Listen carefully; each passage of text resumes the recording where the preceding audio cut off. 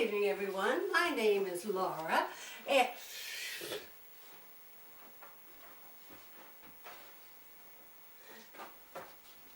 Good evening, everyone. My name is Miss Mable.mpg. And I'm here to help you understand a little bit more about the beginning of the Thanksgiving Day. There goes Sydney. And I brought some notes just to help out a little bit, so bear with me as I review them and maybe read a little bit of this. So in 1621, after a hard and devastating first year in the New World, the Pilgrims of Plymouth Rock, their first fall harvest was very successful and just plentiful. They had built homes in the wilderness that first year.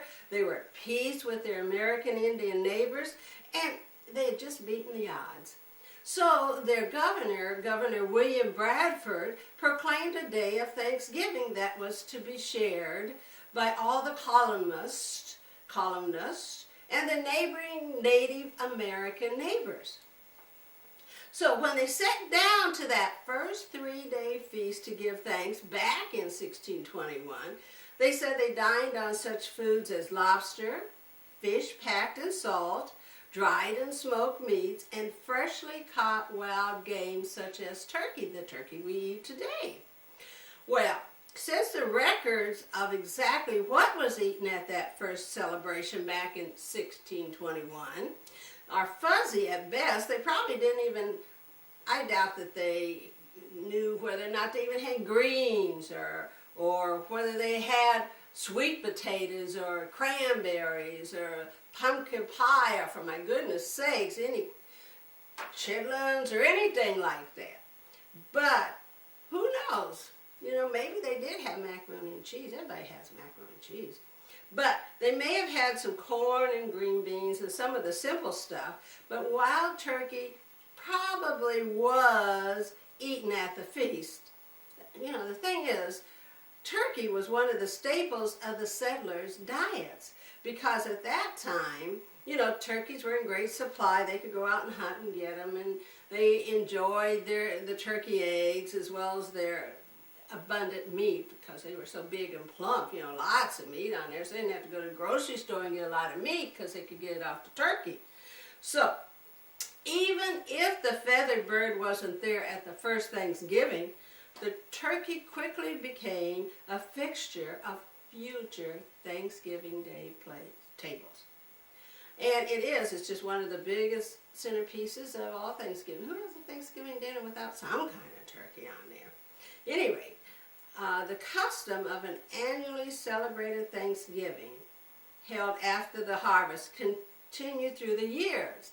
Now, during the American Revolution in the late 1770s, I guess that's when the Revolutionary War was. I wasn't there, so it probably was. A day of national Thanksgiving was suggested by the Continental Congress.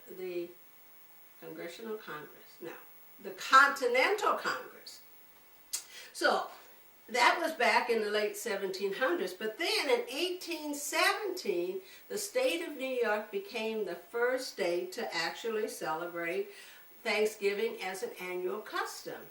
By the middle of the 19th century, many other states also celebrated Thanksgiving Day. In 1863, President Abraham Lincoln, not only did he do other stuff, but he also appointed a National Day of Thanksgiving. Since then, each president has issued a Thanksgiving Day proclamation, usually designating the fourth Thursday of each November as the holiday. So as we eat and enjoy turkey, and just remember that there are so many things that we need and that we can feel blessed about, and to enjoy this life and just have a wonderful day today, and give thanks to all your relatives and friends who come to you. Can have, this is a day to have Thanksgiving with your family, even those ones that you maybe not like. But at least if you didn't have them as part of your family, who would you have to talk about? So embrace everyone in your life and give them thanks, and give God thanks, and whoever you worship thanks for just bringing people to your life that makes your life more enjoyable. And with that, Here's my last parting thought as Miss Mabel today.